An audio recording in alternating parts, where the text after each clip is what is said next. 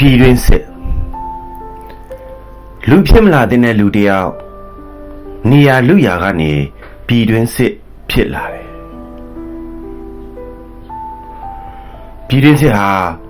ဘာသာရေးအရေးချုံနဲ့မလုံရဲတာဘာမှမရှိဘူးဆိုတဲ့စိန်ခေါ်တဲ့နဲ့စုစိတ်တွေနဲ့မြားထားတဲ့နောက်လိုက်အချွေအရန်တွေနဲ့ရွှေချထားတဲ့ဓာတ်ရိုက်ဓာတ်စင်နဲ့ပြည်တွင်းစစ်ဟာမြတ်သက်ခိုင်ကိုပြစ်တတ်တယ်ဝေယံထုံးကိုပြစ်တတ်တယ်ကျဲစင်လေးကိုပြစ်တတ်တယ်ပြည်တွင်းစစ်မှာကိုချင်းမီကြတယ်ဇေယျတော်ကြတယ်ခက်တီကြတယ်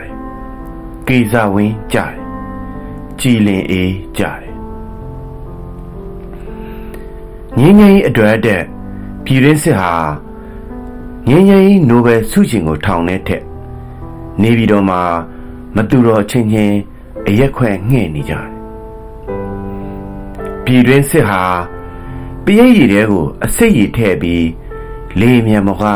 ကျဲချတယ်ပြည်တွင်းစစ်ဟာချင်းပြည်နယ်ကိုရောက်တော့အောက်ချင်းငှက်တည်းရဲ့လေချောင်းသွေးကိုပေါက်ခွေးဘလူးတစ်ကောင်လိုတောက်ခဲ့တယ်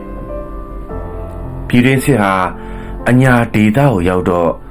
စင်ရသားလေသမားတွေရဲ့ကြောပေါ်စစ်ဖက်နှက်နဲ့လမ်းတက်လျှောက်တယ်ပြည်တွင်းစစ်ဟာဖားခန့်မှာကြောက်တူးတယ်ရခိုင်ရိုးမမှာတစ်ခိုးထုတ်တယ်ရှမ်းပြည်နယ်မှာဘိန်းဆိုင်တယ်စကိုင်းတိုင်းမှာစာတင်ကျောင်းတွေကိုဘုံကျဲတယ်ရွှေတကုံဖျားမှာအလှခံဘုံထောင်တယ်ပြည်တွင်းစစ်ဟာ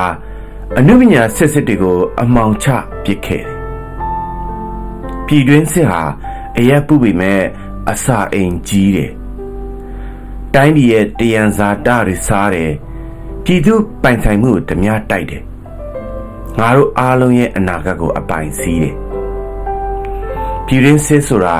အရွက်ချွေယုံနဲ့မပြီးအကိုင်းခုတ်ယုံနဲ့မပြီးပင်စီကိုခုတ်ပိုင်းပြည့်ယုံနဲ့မပြီးအမြစ်ကနေဆွဲလန့်ပြစ်မှပြီးမှဒီပြည်တွင်းစစ်ဟာ